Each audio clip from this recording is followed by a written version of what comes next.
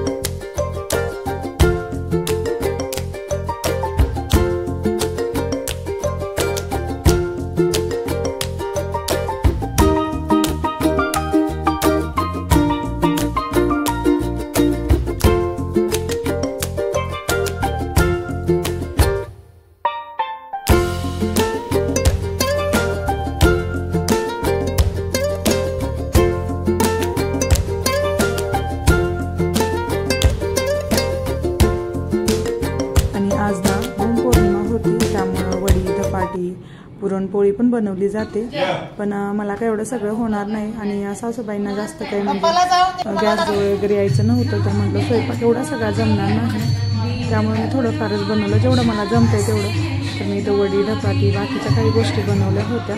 तर आपण जे दसऱ्याला घट वगैरे बसवतो ना ते आज पुरलं जातं शेतामध्ये आपल्या, त्यासाठी गारवा म्हणून ह्या सगळ्या गोष्टी बनवल्या जातात।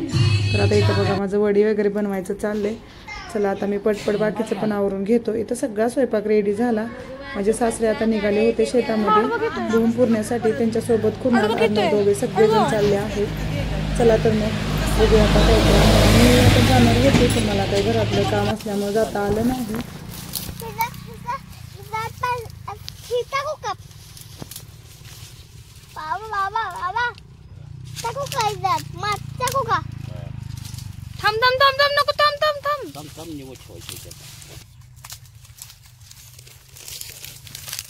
खडे घेतली जरा खडं दोन गावले 3 झाडे होते। आणि इथं अर्णव कुणाल पण बाबांसोबत शेतामध्ये आले, कारण त्या दोघांना पण बघायचं होतं की नक्की काय करतायत। तर मुलं पण आली होती। चला तर मग बघूया आता काय काय करतायत। आणि दुपारी ना थोडा वेळ आराम केला, त्याच्यानंतर व्हिडिओ काही घेतलाच नाही, कारण घरी कोण नाही कोणतरी पाहुणे वगैरे येतातच, मग कसं बिझी असतं रुटीन। थोडा आराम केला. आता संध्याकाळची वेळ होते, सगळं घर वगैरे झाडून घेतलं. त्याच्यानंतर अंगण पण म्हटलं लगेच झाडून घेऊया, कारण आता पाला वगैरे पडतोय सगळीकडे. अर्णव कुणाल बाहेरच खेळतायत. मला थोडा जास्तच कचरा वाटला तर म्हटलं लगेच आता अंगण वगैरे पण झाडून घेऊया. आणि चालले माझी घरातली अंगणातली साफसफाई करायची. गावाकडे छान वाटतं, रुटीन एकदम बिझी असतं आणि कसे दिवस जातात कळत पण नाही. लगेच आमची सुट्टी संपायला पण आली. तर चला काही नाही आहे आता, तर छान वाटतंय, दिवस एन्जॉय करून घेतोय मस्त आता सगळेजण. आणि गावाकडे कसं असतंय, सगळेजण असतात ना, त्यामुळे छान पण वाटतं. असं कधी वाटतच नाही एकटं एकटं, कोण नाही कोणतरी घरी येतं आपल्या. आणि आम्ही आलो आहे तर पाहुणे वगैरे पण येत आहेत सगळेजण भेटायला, तर खूपच छान वाटते. चला आता माझा झाडू वगैरे मारून झालाच आहे, थोडासा राहिलाय. त्याच्यानंतर सर्वांसाठी चहा वगैरे पण बनवते, कारण संध्याकाळी चहा प्यायला म्हणजे छान वाटतं, गरजेचं आहे चहा. चहा घेतल्यानंतर एक अंगामध्ये एक एनर्जी येते त्याच्यानंतरची बाकी कामं करायला. तर चला पटपटा सगळं झाडून घेते आणि चहा वगैरे करते. करा ब्लॉग कंटिन्यू.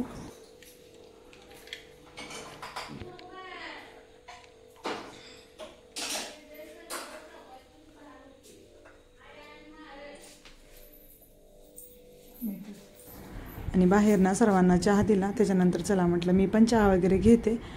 आणि आता इथं माझं चाललंय चहा बिस्किट वगैरे खायचं. आणि गावाकडे लवकर स्वयंपाक म्हणजे होतोय, स्वयंपाक वगैरे घरातला आवरला. आणि आता आम्ही बाहेर आलो होतो अर्णव कुणालला दिवाळीसाठी कपडे घेण्यासाठी.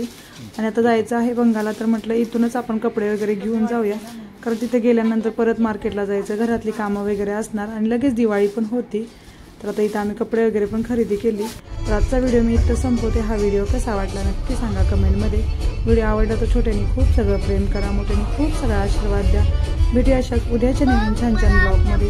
तोपर्यंत बाय बाय, जय महाराष्ट्र. आणि माझे गावाकडचे व्हिडिओ कसे वाटतात ते पण सांगा कमेंटमध्ये. चला तर बाय बाय.